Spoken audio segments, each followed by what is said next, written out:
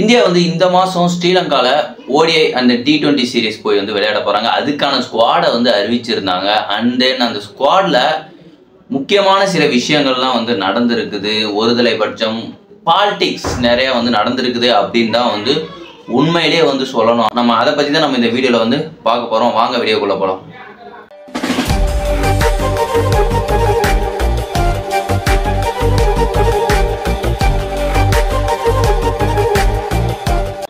Hi hello everyone, நான் உங்கள் குணாமூர்த்தி.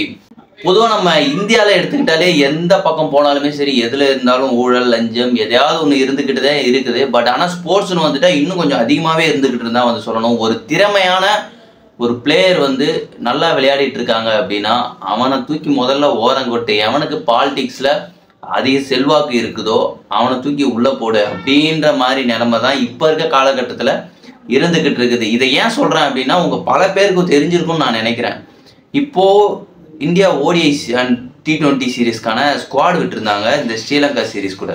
இந்த ஸ்குவாடில் வந்து நான் முக்கியமாக பார்க்கப்பட வேண்டிய விஷயம் என்ன அப்படின்னா, சுப்மன் கில் வந்து வைஸ் கேப்டனா, ருத்ராஜ் கெய்க்வாட் இந்த ஸ்குவாட்லே கிடையாதான்.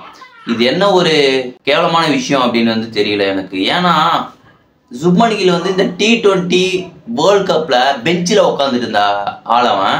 குஜராத் டைட்டன்ஸில் அதுக்கு முன்னாடி IPL குஜராத் டைட்டன்ஸில் ஒரு பர்ஃபார்மன்ஸும் பண்ணவே கிடையாது. கேப்டனாக இருந்தே ஒரு பர்ஃபார்மன்ஸும் பண்ணலை. இதில் இவருக்கு வைஸ் கேப்டன் பதவி வேறு வந்து கொடுத்துருக்குறாங்க. அந்த இப்போ ஜிம்பாப்வே டூர் போனார், அவர் தான் வந்து கேப்டன். அவர் என்னத்தை அடித்தார் அப்படின்னு தெரியல. கடைசி 7 T20ல் அவரோட பர்ஃபார்மன்ஸ் ரன் வந்து பார்த்தோம்னா ரொம்பவே வந்து கம்மி தான். 7 T20ல் அதிகமாக ரன் அடித்ததுன்னு பார்த்தோன்னா ருத்ராஜ் கெய்க்வாட் அவரை விட ஸ்ட்ரைக் ரேட்லேயும் சரி ரன்லேயும் சரி அதிகமாக இருந்துட்டு இருக்காரு. T20 ரேங்கிங்கில் 7வது இடத்துல இருக்கிறாரு ருத்ராஜ் கெய்க்வாட். அவர் வந்து ஒரு T20 ஸ்குவாட்லையும் கிடையாது, ODI ஸ்குவாட்லையும் கிடையாது. அதே மாதிரி பார்த்தோம் அப்படின்னா ஜிம்பாப்வே டூரில் நல்லா ரன் அடிச்சிருந்தாரு. அது மட்டும் இல்லாமல் கடைசி மேட்ச்சில் 5 T20 அதில் 5வது T20ல் ருத்ராஜ் கெய்க்வாடை வெளியே உட்கார வச்சுட்டாங்க. ஏன் உட்கார வச்சாங்க, எதுக்கு உட்கார வச்சாங்கன்னு எனக்கு தெரியல நிஜமாலுமே. அப்போ அதுக்கும் உட்கார வச்சுட்டாங்க.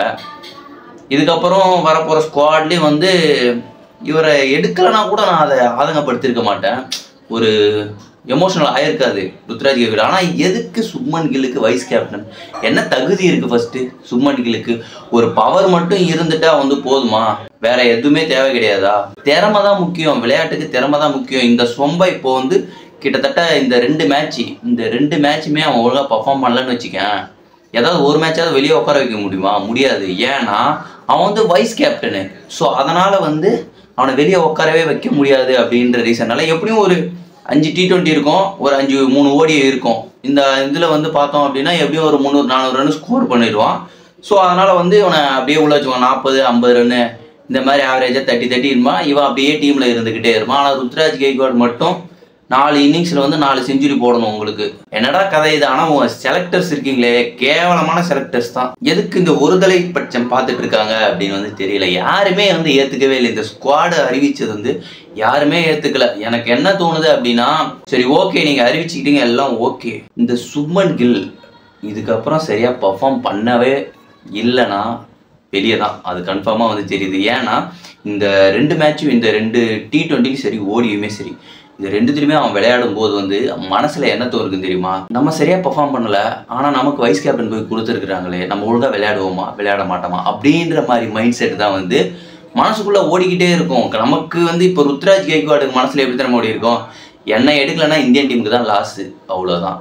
மற்றபடி வேறு ஒன்றுமே வந்து கிடையாது. CSKல வந்து தோனியோட அட்வைஸ் அண்ட் தோனியோட ஆட்டிடியூட் அண்ட் அவர் இக்கட்டான நிலைமையில அந்த தோனி பண்ண வேண்டிய விஷயங்கள் எல்லாமே வந்து தோனி வந்து பகிர்ந்திருப்பாரு. அந்த ஆலோசனைகளும் ருத்ராஜ் கெய்க்வாடு கிட்ட கண்டிப்பாக வந்து இருக்கும். அவரும் கற்று வச்சிருந்திருப்பாரு. அது கண்டிப்பாக வந்து இந்தியன் டீமில் யூஸ் ஆகும். பட் ஆனால் வந்து இவர் அது கேப்டனாக இருந்தால் மட்டும்தான். விரைவில் இவர் கூடிய சீக்கிரத்தில் வந்து கேப்டனாக ஆவார் அப்படின்றதுல எந்த ஒரு மாற்று கருத்தும் கிடையாது. பட் ஆனால் வந்து இவனுங்க விட மாட்டானுங்க அப்படின்ற மாதிரி தான் தோணுது. அதே மாதிரி வந்து பார்த்தோம் அப்படின்னா T20 ஸ்குவாட் இருக்குல்ல, அதில் இந்த T20 சீரீஸ் ஸ்ரீலங்காட்டில் போய் விளையாடுறதுக்கு யார் கேப்டன் தெரியுமா? சூரியகுமார் யாதவ் கேப்டன். அவனுக்கு என்ன தகுதி இருக்குது? பேட்டிங் 3rd டவுனில் இறங்கி அடிக்கிறான், எல்லாம் அவுட் ஆகும். ஒரு ரெஸ்பான்சிபிளாக எடுத்துன்னு போகிறது மேட்சை வந்து விடவே கிடையாது. வர பாலை பார்த்து கண்ணை மூடி பாலே 6 அடிக்கிறது, அது என்ன ஆட்டிடியூடு? ஒரு பாலில் அடிச்சுட்டு அவுட் ஆகுறது ஒரு பிளேயருக்கு அழகு கிடையாது. சுச்சுவேஷனுக்கு தகுந்த மாதிரி ஆடணும். அதுதான் வந்து எந்த ஒரு ஸ்போர்ட்ஸ் பிளேயருக்குமே அது அழகுன்னு தான் நான் சொல்லுவேன். இதனால தான் இப்போ தெரியுது போல இருக்குது. இப்போ ரச்சின் ரவீந்திரா நியூசிலாண்டில் போய் குடியுரிமை வாங்கி நியூசிலாந்து பிளேயராக இருக்காப்புல. இதுக்கப்புறம் வந்து இது திரும்ப தொடர்ந்துக்கினே இருந்ததுன்னு வச்சிங்களேன், கண்டிப்பாக வந்து இந்தியாவில் இருக்க ஒரு 11 பிளேயரு கண்டிப்பாக எங்கேயாவது ஆஸ்திரேலியா இல்லை யூஎஸ்லேயோ வந்து போயிட்டு குடியுரிமை வாங்கிட்டு விளாண்டாங்கன்னு வச்சிங்களேன், இந்தியன் பிசிசிஐ டீமுக்கு தான் வந்து இது கேவலமான அசிங்கம். இதை விட அசிங்கம் வேறு எதுவுமே வந்து கிடையாது.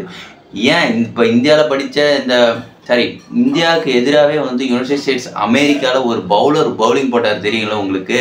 சாஃப்ட்வேர் இன்ஜினியர் அவர் போட்டு விக்கெட் எடுக்கிறாரு.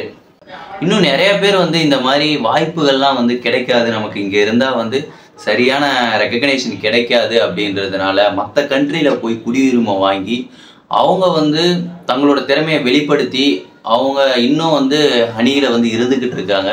இன்னும் ஆஸ்திரேலியாவுக்கு யாரும் போல. ஆஸ்திரேலியாலாம் இந்த மாதிரி ருத்ராஜ் கெய்க்வாட் வேறு ஏதாவது ஒரு பிளேயரு இந்தியன் டீமில் இருந்து விளையாடிட்டு அங்கே போனாங்கன்னு வச்சிங்களேன், அவங்கள விடவே மாட்டாங்க கண்டிப்பாக வந்து பார்த்தோம் அப்படின்னா. பட் ஆனால் நம்ம நாட்டில் இருக்கிற ஒரு மனிதர்களுக்கு என்ன திரும்ப ப்ராப்ளம், ஒன்று போனால் சின்ன வயசுலேயே போயிடணும்.